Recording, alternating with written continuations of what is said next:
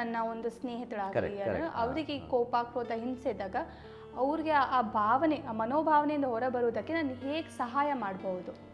ನೋಡಿ, ಇಲ್ಲಿ ಒಂದು ಕಡೆಯಿಂದ ನೋಡ್ಬೇಕಂದ್ರೆ ಇದೊಂದು ಪ್ರಾಬ್ಲಮ್ ಆಯ್ತು, ಇದೊಂದು ಸಮಸ್ಯೆ.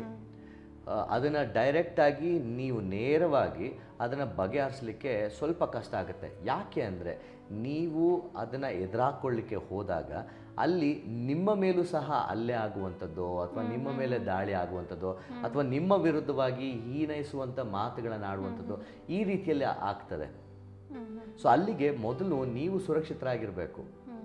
ಇವಾಗ ನೀವು ನಿಮ್ಮ ಫ್ರೆಂಡಲ್ಲೋ ಅಥವಾ ನಿಮ್ಮ ಸ್ನೇಹಿತರಲ್ಲಿ, ನಿಮ್ಮ ಕುಟುಂಬದವರಲ್ಲಿ, ಇತರ ಇರುವಂಥ ಜನರಲ್ಲಿ ಈ ರೀತಿಯಾದಂಥ ಭಾವನೆ ಕಂಡು ಬರ್ತದೆ ಅನ್ನುವಾಗ ನೀವು ಯಾರಾದರೂ ಪ್ರೊಫೆಷ್ನಲ್ ಕೌನ್ಸಿಲರ್ಸ್ ಇರ್ತಾರಲ್ಲ, ಅಂದರೆ ಸಲಹೆಗಾರರು, ಅವರ ಒಂದು ಸಹಾಯವನ್ನು ತೆಗೆದುಕೊಳ್ಳುವಂಥದ್ದು ಬಹಳ ಪ್ರಾಮುಖ್ಯ. ಯಾಕಂದರೆ ಅವರು ಅದರ ಬಗ್ಗೆ ಓದಿರ್ತಾರೆ, ವ್ಯಾಸಂಗ ಮಾಡಿರ್ತಾರೆ. ಸೊ ಹಾಗಾಗಿ ಅದರ ಬಗ್ಗೆ ಎಲ್ಲವೂ ಅವರಿಗೆ ಗೊತ್ತಿರ್ತದೆ.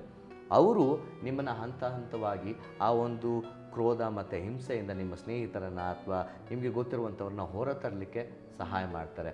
ಇನ್ನೊಂದು, ನೀವು ಅದಕ್ಕೆ ಸಹಾಯ ಮಾಡ್ಬೋದು ಅಂದರೆ ನಿಮ್ಮ ಗುಣದ ಮೂಲಕ ನೀವು ಯಾವ ರೀತಿಯಲ್ಲಿ ಆ ಥರ ಸನ್ನಿವೇಶ ಬಂದಾಗ ವಿಭಿನ್ನವಾಗಿ ಪ್ರತಿಕ್ರಿಯಿಸ್ತೀರಾ ಅನ್ನುವಂಥದ್ದನ್ನು ಕಾರ್ಯರೂಪದ ಮೂಲಕ ತೋರಿಸಿದಾಗ ಮೇ ಬಿ ಅವರಿಗೆ ಅರಿವಾಗಿದ್ದು ಅದರಿಂದ ಹೊರಗೆ ಬರುವಂಥ ಪ್ರಯತ್ನವನ್ನು ಅವರು ಮಾಡಬಹುದು. ಯಾಕೆಂದರೆ ನಮ್ಮ ಜೀವನದ ಮೂಲಕ ನಾವು ಯಾವಾಗಲೂ ಇನ್ನೊಬ್ಬರನ್ನ ಪ್ರಭಾವಗೊಳಿಸ್ಬೋದು. ಸೊ ಹಾಗಾಗಿ ಅದೊಂದು ಎಚ್ಚರಿಕೆ ಗಂಟೆ ಆಗಿರ್ತದೆ. ನಾವು ನಮ್ಮ ಜೀವಿತಗಳನ್ನು ಬದಲಾಯಿಸ್ಕೊಳ್ಬೋದು.